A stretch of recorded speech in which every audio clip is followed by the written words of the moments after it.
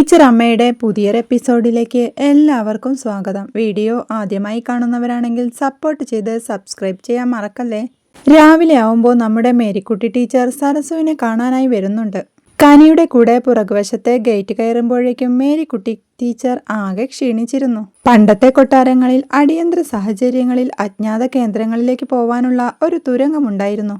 അങ്ങനൊന്ന് മിക്കവാറും സരസ്വതിക്കും വേണ്ടിവരുമെന്ന് മേരിക്കുട്ടി ടീച്ചർ പറയുമ്പോൾ ഒരെണ്ണം ടീച്ചറുടെ വീട്ടിലേക്ക് തന്നെ ഇടാം, അപ്പോൾ കാര്യങ്ങൾ എളുപ്പമായല്ലോ എന്ന് കനി പറയുന്നുണ്ട്. അതെനിക്ക് സന്തോഷമുള്ള കാര്യം തന്നെയാ, പക്ഷേ ആര് തുരങ്കും ഈ തുരങ്കം എന്ന് മേരിക്കുട്ടി ടീച്ചർ ചോദിക്കുമ്പോൾ അതിനുള്ള ആള് അകത്ത് തന്നെയുണ്ട് എന്ന് കനി പറയുമ്പോൾ വല്ല ഭായിമാരുമാണെങ്കിൽ അവർ തുരന്നങ്ങ് ബംഗാളി പോകുമെന്ന് മേരിക്കുട്ടി ടീച്ചർ പറയുമ്പോൾ കനി മേരിക്കുട്ടി ടീച്ചറെയും കൊണ്ട് വീട്ടിലേക്ക് പോകുമ്പോൾ ടീച്ചർ മുൻവശത്തു കൂടി കയറാൻ നോക്കുന്നുണ്ടെങ്കിലും അതിലെയല്ല ഇതിലെയാണെന്നും പറഞ്ഞ് കനി പിടിച്ചു വലിച്ച് പുറകുവശത്തൂടെ കൊണ്ടുപോകുന്നുണ്ട്. അവിടെ അടുക്കളയിലാണെങ്കിൽ കേശു പാട്ടും പാടി ഡാൻസും കളിച്ചോണ്ട് പാത്രം കഴുകുന്ന തിരക്കിലാ. അടുക്കളയിലെത്തുന്ന മേരിക്കുട്ടി ടീച്ചർ കേശുവിന്റെ ഭാവവും രൂപവും എല്ലാം കണ്ട് ഇവനാണോ ആ തുരങ്കം കുഴിക്കാൻ പോകുന്ന ആളെന്ന് മേരിക്കുട്ടി ടീച്ചർ ചോദിക്കുമ്പോൾ അതെ, ഞങ്ങളുടെ അടിമക്കണ്ണ്. കനി പറയണ കേട്ട് ബായി ആണോന്ന് മേരിക്കുട്ടി ടീച്ചറും ചോദിക്കുന്നുണ്ട്. ബായി ഒന്നുമല്ല, നല്ല ഒന്നാന്തരം മലയാളിയാണെന്ന് ടീച്ചർ അമ്മ പറയുമ്പോൾ ഒന്നാന്തരമാണെന്നൊന്നും തോന്നുന്നില്ല. ഇവൻ എവിടുന്നാ കിട്ടിയതെന്ന് ചോദിക്ക.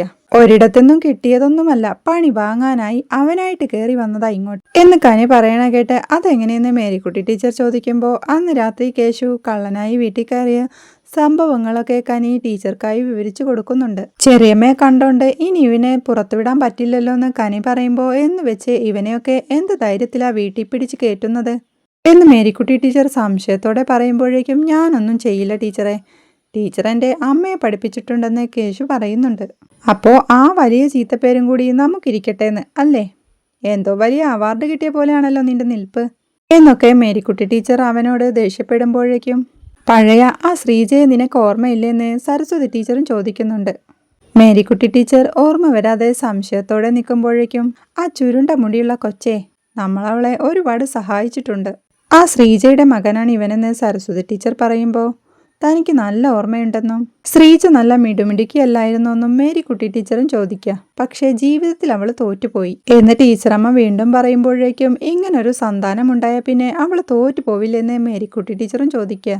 മേരി അങ്ങനൊന്നും പറയാതെ, ഇവൻ ആള് പാവമാണെന്ന് സരസ്വതി ടീച്ചർ പറയുമ്പോൾ നിനക്കാരാ പാവമല്ലാത്തത് എന്ന് പറഞ്ഞ് മേരിക്കുട്ടി ടീച്ചർ ദേഷ്യത്തോടെ കേശുവിനെ നോക്കിക്കൊണ്ട് ഇങ്ങനെ തഞ്ചത്തിൽ നിന്ന് ഇവൻ എന്തേലും എടുത്തോണ്ട് പോയാലോ, നിങ്ങളെ അപായപ്പെടുത്തിയാലോ എന്നൊക്കെ ചോദിക്കുമ്പോൾ ഞാനൊന്നും ചെയ്യില്ല ടീച്ചറെ എന്ന് കൈകെട്ടി നിന്നുകൊണ്ട് കേശു പറയുന്നുണ്ട്. വിശ്വാസം ഒരിക്കൽ പോയാൽ അത് പോയത് തന്നെയാണെന്ന് മേരിക്കുട്ടി ടീച്ചർ പറയുമ്പോൾ അപ്പോഴത്തെ സാഹചര്യത്തിൽ അവൻ അങ്ങനെ തോന്നിപ്പോയതാണെന്ന് സരസ്വതി ടീച്ചർ പറയുമ്പോൾ തനിക്കിതൊന്നും അങ്ങോട്ട് ദഹിക്കുന്നില്ലെന്ന് പറഞ്ഞ് മേരിക്കുട്ടി ടീച്ചർ വീണ്ടും ദേഷ്യത്തോടെ കേശുവിനെ തന്നെ നോക്കുക.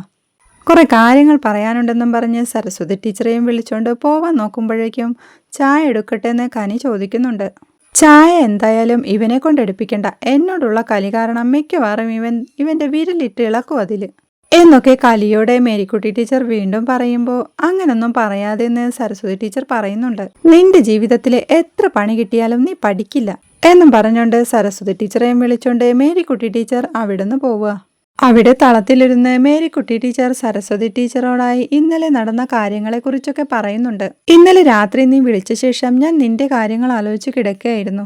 എന്തുകൊണ്ടാ മോഹനെ നീ സ്വപ്നം കണ്ടതെന്ന് എനിക്ക് മനസ്സിലായി. ഇവിടെ കൃഷ്ണചന്ദ്ര സാർ വരികയും നിങ്ങൾ തമ്മിൽ കാണുകയും ചെയ്തില്ലെന്ന് മേരിക്കുട്ടി ടീച്ചർ ചോദിക്കുമ്പോൾ കണ്ടത് ദൂരത്തു നിന്നാണെന്നും താൻ വീട്ടിനുള്ളിലും സാർ ഗേറ്റിന് പുറത്തുമായിരുന്നുവെന്ന് ടീച്ചർ അമ്മയും പറയുന്നുണ്ട്. നിങ്ങൾ തമ്മിൽ വീണ്ടും കണ്ടത് മോഹൻ അറിയുമോ എന്നൊരു ഭയം നിന്റെ ഉള്ളിൽ വല്ലാതുണ്ട്, അതുകൊണ്ടാണ് ഈ സ്വപ്നങ്ങളൊക്കെ. അന്ന് കൃഷ്ണചന്ദ്രൻ സാർ എന്റെ വീട്ടിൽ വന്നപ്പോൾ നീ ജീവനോടെ ഉണ്ടെന്ന് എനിക്കറിയില്ലായിരുന്നു. നിന്റെ മരണത്തെക്കുറിച്ച് ഞാൻ പറഞ്ഞപ്പോൾ സാറിനുണ്ടായ അസ്വസ്ഥതയുടെ കാരണം എനിക്കറിയില്ലായിരുന്നു. സാറിന്റെ മെന്റൽ സ്റ്റെബിലിറ്റിയെ പോലും ഞാൻ അന്നേരം സംശയിച്ചു. അത് നിന്നോടുള്ള സ്നേഹമാണെന്ന് പിന്നീടാണ് എനിക്ക് മനസ്സിലായത്.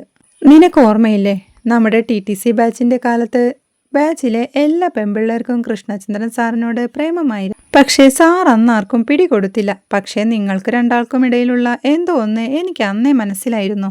വല്ലാണ്ട് ഡീസൻ്റായ രണ്ട് മനുഷ്യര് ഇങ്ങനെ രണ്ട് വഴിയിലായില്ലെങ്കിലേ അത്ഭുതമുള്ളൂ. എന്നിട്ട് എന്തായി, ആ പാവ മനുഷ്യൻ ഇപ്പോഴും ഒറ്റയ്ക്കാ എന്ന് മേരിക്കുട്ടി ടീച്ചർ കുറ്റപ്പെടുത്തുമ്പോൾ അങ്ങനൊന്നും പറയില്ലേ, തനിക്ക് വല്ലാതെ നോവുന്നുണ്ടെന്ന് സരസ്വതി ടീച്ചറും പറയുന്നുണ്ട്. ചില വേദന അല്പം തിരിച്ചറിവുണ്ടാക്കുന്നത് നല്ലതാ. നിന്റെ ജീവിതത്തെ അലോസരപ്പെടുത്താതെ ഒരകലത്തിൽ സാർ എപ്പോഴും ഉണ്ടായിരുന്നു. അത് സത്യമല്ലെന്ന് മേരിക്കുട്ടി ടീച്ചർ ചോദിക്കുമ്പോൾ അത് സത്യമാണ്. പക്ഷേ തനിക്ക് സാറിനോട് വലിയ ബഹുമാനമാണെന്ന് ടീച്ചറമ്മ പറയുന്നുണ്ട്. സാറിനും അങ്ങനെ തന്നെയാ. നിങ്ങളുടെ രണ്ടുപേരുടെയും ജീവിതം എവിടെയോ പൂർണ്ണമാവാതെ അങ്ങ് നിന്നുപോയി. രണ്ടുപേരും ഇനിയും ജീവിതത്തിൽ മുന്നോട്ട് പോവേണ്ടതുണ്ട് എന്നൊക്കെ മേരിക്കുട്ടി ടീച്ചർ പറയുമ്പോൾ സാറിനെ പണ്ട് രാധയുടെ അച്ഛൻ ഭീഷണിപ്പെടുത്തിയിട്ടുള്ളത് നിനക്ക് ഓർമ്മയില്ലെന്ന് സരസ്വതി ടീച്ചർ ചോദിക്കുക.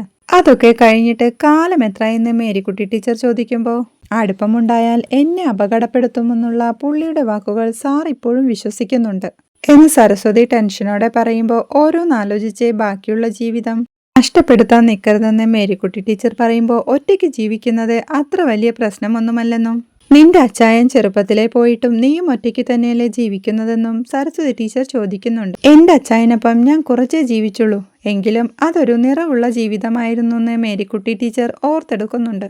അതിന്റെ ഓർമ്മകൾ മാത്രം മതി എനിക്ക് ശേഷകാലം ജീവിക്കാൻ. പക്ഷെ നീ അങ്ങനെയല്ല. നീ നിന്റെ ജീവിതത്തിന്റെ നിറവ് ഒട്ടും അറിഞ്ഞിട്ടില്ലെന്ന് മേരിക്കുട്ടി ടീച്ചർ പറയുമ്പോൾ എനിക്കിനി എന്ത് ജീവിതം? ഇങ്ങനെ അങ്ങ് തുഴഞ്ഞു അവസാനിക്കണം എന്ന് ടീച്ചറമ്മ പറയുമ്പോൾ ഒറ്റയ്ക്ക് തന്നെ തുഴയണമെന്ന വാശി വേണ്ടെന്നാ ഞാൻ പറഞ്ഞത്. കൃഷ്ണചന്ദ്രൻ സാർ വന്നപ്പോൾ കനിയുടെ കയ്യിൽ നമ്പർ കൊടുത്തതല്ലേ, എന്നിട്ട് നീ അദ്ദേഹത്തെ വിളിച്ചോ എന്ന് മേരിക്കുട്ടി ടീച്ചർ ചോദിക്കുമ്പോൾ താൻ വിളിച്ചില്ലെന്ന് സരസ്വതി ടീച്ചറും പറയുന്നുണ്ട്. സാറിൻ്റെ അടുത്ത് നിന്റെ പുതിയ നമ്പറുമില്ലല്ലോ. നിനക്ക് നമ്പർ തന്ന സ്ഥിതിക്ക് നീ സാറിനെ വിളിക്കുമെന്ന് അദ്ദേഹം പ്രതീക്ഷിക്കുന്നുണ്ടാവും എന്ന് മേരിക്കുട്ടി ടീച്ചർ പറയുമ്പോൾ ഒന്ന് സ്വസ്ഥമായിട്ട് വിളിക്കാമെന്ന് കരുതിയെന്ന് സരസ്വതി ടീച്ചറും പറയുന്നുണ്ട്. ഇതെല്ലാം പറയാന്നല്ലാതെ നീ വിളിക്കില്ലെന്ന് എനിക്കറിയാം. ഇനി ഒരിക്കലും സാറിനോട് അങ്ങനെ ചെയ്യരുത്. നീ ഇപ്പൊ തന്നെ വിളിക്കേ എന്ന് മേരിക്കുട്ടി ടീച്ചർ പറയുമ്പോഴേക്കും താൻ പിന്നെ വിളിക്കാമെന്ന് സരസ്വതി ടീച്ചർ പറയുമ്പോൾ പിന്നെയൊന്നും നീ വിളിക്കില്ല, ഇപ്പോൾ തന്നെ അങ്ങോട്ട് വിളിക്കേ എന്ന് പറഞ്ഞ് മേരിക്കുട്ടി ടീച്ചർ നിർബന്ധിക്കുമ്പോഴേക്കും കനി ചായയുമായി വരുന്നുണ്ട്. ചായ എടുക്കാൻ പോകുമ്പോഴേക്കും ഇതിനകത്ത് അവന്റെ കറുത്ത കരങ്ങളില്ലല്ലോ എന്ന് മേരിക്കുട്ടി ടീച്ചറുടെ ചോദ്യം കേട്ട് ഇത് താൻ ഇട്ടതാണെന്ന് കനി പറയുന്നുണ്ട്. അവൻ ഇട്ടതാണെങ്കിലേ ഒന്നുകിൽ ഇതിൽ വിരലിട്ടിളക്കും, അല്ലെങ്കിൽ തുപ്പിയിടും എന്ന് മേരിക്കുട്ടി ടീച്ചർ പറയണ കേട്ട് അവനൊരു പാവമാണെന്ന് സരസ്വതി ടീച്ചറും പറയുന്നുണ്ട്. കനി അവിടുന്ന് പോയി കഴിയുമ്പോഴേക്കും സാറിനെ ഇനിയും വിളിക്കാത്തത് മോശമാണ്, നീ വിളിക്കെന്ന് പറഞ്ഞ് മേരിക്കുട്ടി ടീച്ചർ വീണ്ടും നിർബന്ധിക്കുമ്പോൾ വിളിക്കാമെന്ന് ടീച്ചറമ്മ സമ്മതിക്കുന്നുണ്ട്. പിന്നീട് കാണിക്കുന്നത് കൃഷ്ണചന്ദ്രൻ സാറിന്റെ വീട്ടിൽ വീടും പരിസരവും നന്നാക്കാനായി സാറ് വിളിച്ച സുരേന്ദ്രൻ പറമ്പൊക്കെ വൃത്തിയാക്കിക്കൊണ്ടിരിക്കുമ്പോൾ അത് നോക്കി അയാളോട് സംസാരിച്ച് നിൽക്കുന്ന കൃഷ്ണചന്ദ്രൻ സാറിനെയാണ്. അന്ന് ചായക്കടക്കാരൻ രമണൻ സുരേന്ദ്രൻ പണിക്കായി വന്നു പറഞ്ഞതും സുരേന്ദ്രൻ മുങ്ങിയതാണെന്ന് തനിക്ക് മനസ്സിലായെന്നും ഹിന്ദിക്കാരെ വിളിച്ചാലോന്ന് ആലോചിച്ചെന്നൊക്കെ സാറ് സുരേന്ദ്രനോടായി പറഞ്ഞുകൊണ്ടിരിക്കുക. അവര് നന്നായി പണിയെടുക്കില്ലെന്ന് സുരേന്ദ്രൻ പറയുമ്പോൾ അവര് വിളിച്ചാലും കുറ്റം പറയാൻ പറ്റില്ല, നാട്ടിലുള്ള നിങ്ങളെപ്പോലത്തെ പണിക്കാരെ വിളിച്ച സമയത്തിന് വരണ്ടേ എന്നൊക്കെ പറഞ്ഞുകൊണ്ട് അവർ കുശലം പറയുന്നതിനിടയ്ക്കാണ് കൃഷ്ണചന്ദ്രൻ സാറിന് ഒരു കോൾ വരുന്നത്. സരസ്വതിയാണ് വിളിക്കുന്നതെന്നറിഞ്ഞ മാഷ് നമ്പർ കൊടുത്ത ദിവസം തന്നെ സരസ്വതി തന്നെ വിളിക്കുമെന്ന് വിചാരിച്ചെന്ന് പറയുന്നുണ്ട്. പിന്നെ വിളിക്കാമെന്ന് താൻ വിചാരിച്ചെന്നും ഇന്ന് മേരിക്കുട്ടി വീട്ടിൽ വന്നപ്പോൾ സാറിനെ വിളിക്കാത്തതിനെ വഴക്കു പറഞ്ഞെന്നും സരസ്വതി ടീച്ചർ പറയുമ്പോൾ അപ്പോൾ ശകാരം കേട്ടോണ്ട് വിളിച്ചതാണോന്ന് സാറും ചോദിക്കുന്നുണ്ട്. അങ്ങനെയല്ല സാർ, വിളിക്കണമെന്ന് തന്നെയാ കരുതിയത്, പക്ഷെ പറ്റിയില്ലെന്ന് സരസ്വതി ടീച്ചർ പറയുമ്പോൾ എന്തായാലും ഇന്ന് എനിക്ക് നല്ലൊരു ദിവസം തന്നെയാ. കുറെ ദിവസമായി മുറ്റം വൃത്തിയാക്കാൻ വിളിക്കുന്ന സുരേന്ദ്രൻ വരുന്നു, പിന്നെ സരസ്വതി വിളിക്കുന്നു, എല്ലാം കൊണ്ടും നല്ലൊരു ദിവസമാ എന്നും പറഞ്ഞോണ്ട് താൻ കൊടുത്ത മാഗസിൻ സരസ്വതി കണ്ടില്ലെന്ന് ചോദിക്കുക. തന്റെ കയ്യിലുണ്ടായിരുന്ന കോപ്പി എന്നോ നഷ്ടമായെന്ന് സരസ്വതി ടീച്ചർ പറയുമ്പോൾ ആ മാഗസിൻ കിട്ടുമ്പോൾ സരസ്വതി അപ്പോൾ തന്നെ എന്നെ വിളിക്കുമെന്നും എന്റെ കരുതൽ ഒരു വഴിക്കും കാലം മറ്റൊരു വഴിക്കും, അതങ്ങനെയായിരുന്നു പണ്ടും. സരസ്വതി വീണ്ടും ആ പോയം കാണുമ്പോൾ സാറായിരുന്നു അതെഴുതാൻ ഇൻസ്പിറേഷൻ എന്ന് വെറുതെ പറയുമെന്ന് താൻ പ്രതീക്ഷിച്ചെന്ന് സാറ് പറയുമ്പോൾ അത് വെറുതെ പറയുന്നതല്ലല്ലോ സാർ, അതാണല്ലോ സത്യം. അല്ലാതെ എനിക്ക് എങ്ങനെയാ അങ്ങനെ ഒരു കവിത എഴുതാൻ കഴിയാ എന്ന് ടീച്ചറമ്മ പറയണ കേട്ട് ഇതിപ്പോ താൻ പറഞ്ഞു പറയിപ്പിച്ച പോലെ ആയല്ലോ എന്ന് സാറും പറയുന്നുണ്ട്. അന്ന് നമ്മളൊരുമിച്ചുള്ള ആ യാത്രയിൽ എന്റെ ജീവിതം അവസാനിച്ചു എന്ന് ഞാൻ കരുതിയതാ. മാസങ്ങൾക്കു ശേഷം ബോധം തിരിച്ചു കിട്ടിയെന്ന് സിസ്റ്റേഴ്സ് പറഞ്ഞപ്പോഴാ ഞാൻ അറിഞ്ഞത്. ബോധത്തിന്റെ വെട്ടം ചെറുതായി മാത്രം എന്നിലേക്ക് കയറിയപ്പോൾ ഞാൻ ആദ്യം നോക്കിയത് സാർ എവിടെയെന്നാ. പക്ഷെ അത് ചോദിക്കാൻ എനിക്ക് ശബ്ദം തിരികെ കിട്ടാൻ പിന്നെയും മാസങ്ങളെടുത്തു. സാർ എവിടെയാണെന്ന് അറിയാതെ പോയ മാസങ്ങൾ. ശബ്ദം തിരികെ കിട്ടിയപ്പോഴും ഞാൻ ആദ്യം ചോദിക്കാൻ ശ്രമിച്ചത് സാർ എവിടെയാണെന്നാ. സാർ ബന്ധുക്കൾക്കൊപ്പം പോയി എന്നുള്ള വിവരം എന്റെ ജീവിതം പിന്നെയും വല്ലാത്തൊരു ശൂന്യതയിലാക്കി. മരണത്തിനും ജീവിതത്തിനും ഇടയിലുള്ള ഇരുട്ട് സാർ എന്നെ ഉപേക്ഷിച്ച പോലെ തോന്നി എന്ന് ടീച്ചറമ്മ ടെൻഷനോടെ പറയുമ്പോൾ അതങ്ങനെയല്ല സരസ്വതി, തന്റെ കോണ്ടാക്ട് നമ്പർ കിട്ടിയപ്പോൾ ഹോസ്പിറ്റലിൽ നിന്ന് അവരെന്റെ ബന്ധുക്കളെ വിളിച്ചിരുന്നു. അവരാണ് നാട്ടിലേക്ക് എന്നെ ഷിഫ്റ്റ് ചെയ്തത്. ഞാൻ അന്നേരവും വ്യക്തമായൊരു ബോധത്തിലേക്ക് തിരിച്ചു വന്നിട്ടില്ലായിരുന്നു. സരസ്വതിയുടെ കാര്യവും ഹോസ്പിറ്റൽ അധികൃതർ സൂചിപ്പിച്ചെങ്കിലും ബന്ധുക്കൾക്ക് സരസ്വതി തീർത്തും അപരിചിത തന്നെയായിരുന്നു. ആ അവസ്ഥയിലുള്ള എന്നെ ബന്ധുക്കൾ കൂട്ടിക്കൊണ്ടു പോയതാ. അല്ലാതെ ഒരിക്കലും സരസ്വതിയെ അസുഖാവസ്ഥയിൽ തള്ളിക്കളഞ്ഞു പോയതല്ല. എനിക്കൊന്ന് സഞ്ചരിക്കാനാവുന്ന അവസ്ഥയെത്തിയപ്പോൾ ആദ്യം ഞാൻ ഓടിയെത്തിയത് കോവിൽപ്പെട്ടിയിലെ ഹോസ്പിറ്റലിലേക്കാണ്. പക്ഷേ ഞാൻ അവിടെ എത്തുമ്പോഴേക്കും സരസ്വതി നാട്ടിലേക്ക് തിരിച്ചിരുന്നു. അങ്ങനെയാ ഞാൻ സരസ്വതിയെ അന്വേഷിച്ച് നാട്ടിലേക്ക് വന്നത്. സരസ്വതിയുടെ വീട്ടിലെത്തിയപ്പോൾ സരസ്വതിയുടെ മകൻ തന്നെ പറഞ്ഞു സരസ്വതി മരിച്ചിട്ട് 1 വർഷമായെന്ന്. സരസ്വതി ഹോസ്പിറ്റലിൽ നിന്നും വീട്ടിലേക്ക് പുറപ്പെട്ടു. പക്ഷേ വീട്ടിലെത്തിയിട്ടുമില്ല.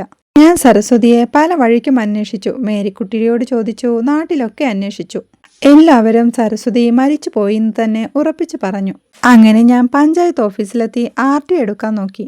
അതറിഞ്ഞ സരസ്വതിയുടെ മരുമകൻ സർക്കിൾ ഇൻസ്പെക്ടർ അവിടെ എത്തി എന്നെ അവിടുന്ന് പറഞ്ഞു വിട്ടു. പിന്നെ ഞാൻ ഇപ്പൊ വന്നപ്പോഴാ ഗേറ്റ് അടഞ്ഞു കിടക്കുന്നതും സരസ്വതിയെ ജനാലയിലൂടെ കണ്ടതുമൊക്കെ. അബോധാവസ്ഥയിലായിരുന്ന സരസ്വതിയെ ഞാൻ ഉപേക്ഷിച്ചെന്ന് തെറ്റിദ്ധരിച്ചെങ്കിൽ അത് സത്യമല്ല. അതിപ്പോ സരസ്വതിക്ക് ബോധ്യമായില്ലെന്ന് സാറ് ചോദിക്കുമ്പോൾ താനൊന്നും അറിയാതെ പോയെന്ന് ടീച്ചറമ്മ പറയുന്നുണ്ട്. സരസ്വതിയുടെ മകൾക്ക് ജോലി കിട്ടിയതും ഇൻഷുറൻസിന്റെ കാര്യങ്ങളുമെല്ലാം താൻ അറിഞ്ഞെന്നും അതാണ് സരസ്വതി ഒളിച്ചിരിക്കുന്നതിനുള്ള കാരണമെന്നും അത് നീതിയല്ലെന്നും സരസ്വതിയോട് തന്നെ അനീതി കാണിക്കരുതെന്നും മരിച്ചു പോയൊരാളായി ഇനിയും ഇങ്ങനെ ജീവിക്കരുതെന്നും എല്ലാം ലോകത്തോട് വിളിച്ചു പറഞ്ഞ് തിരിച്ചു വരണമെന്നും നിനക്ക് വേണ്ടി നീ ജീവിക്കണമെന്നും പണ്ടത്തെ മോഹന്റെ ഭീഷണി ഇപ്പോഴും തന്റെ മനസ്സിലുണ്ടെന്നും അയാൾ പറഞ്ഞതുപോലൊന്ന് സരസ്വതിക്ക് സംഭവിക്കരുതെന്ന കരുതൽ ഇപ്പോഴും തന്റെ ഉള്ളിലുണ്ടെന്നും സരസ്വതി നന്നായിരിക്കുന്നെന്ന് ഒരറിവ് മാത്രം മതി തനിക്കെന്നും ഇങ്ങനെയൊക്കെ താനങ്ങ് ജീവിച്ചു തീരുമെന്നും തീരട്ടെയല്ലേന്നും സാറ് ചോദിക്കുമ്പോൾ